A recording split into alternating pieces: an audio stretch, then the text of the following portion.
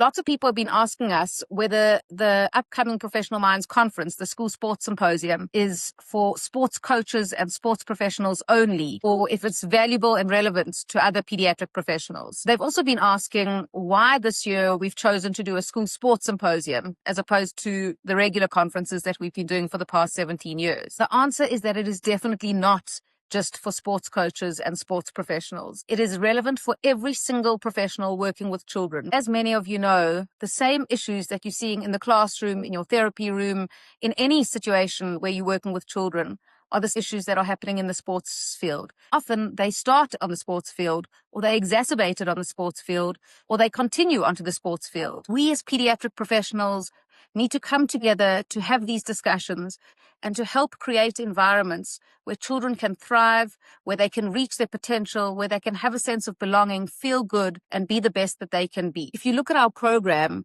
you'll see that we are covering such a wide variety of topics. For those of you that are creating your sports programs, whether it's the PT sessions that children are participating in or the extramural curriculum, how much do we know about child development and milestones? Are we creating programs that are conducive to them developing the skills necessary to participate in sport? Then we move on to safe practice and effective warm-ups.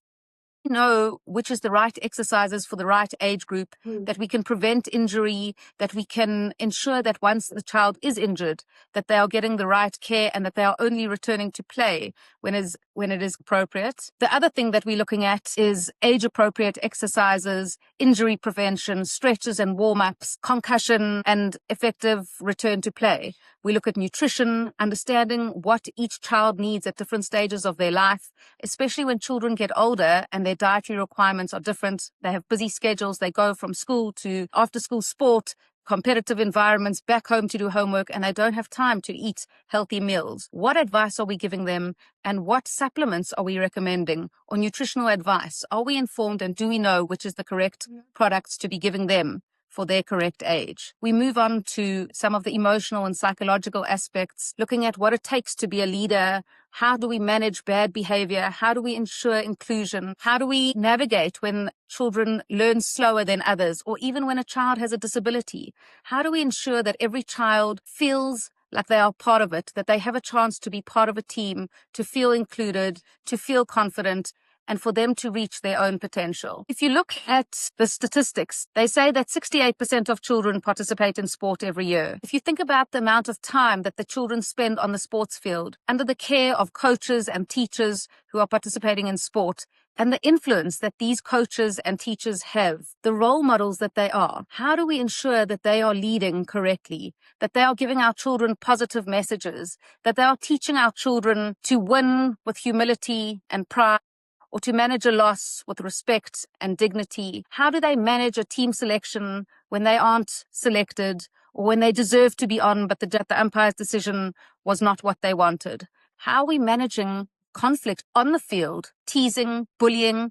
What about when coaches and umpires argue in front of the kids, or parents interfere in front of the kids? What are the positive messages that we are giving? How do we, as pediatric professionals, come together as therapists, as educators, as health professionals, as sports coaches, sports departments, sports club owners? How do we come together to create environments that help children thrive and reach their potential? Whether you're a school counselor or a teacher or a sports coach, you're all seeing the same things. You're seeing a child who struggles. How do we teach children to not give up, to persevere, to continue even when things are difficult, or when the judge or teacher's decision is not the one that they want? Aside from the medical or the physical issues, those that I mentioned before, no matter what sport you're doing, that you have correct protocol in place. We're asking what your sport culture is. What environment are you creating? And how can we all, as the pediatric professionals, the psychologists, the school counselors,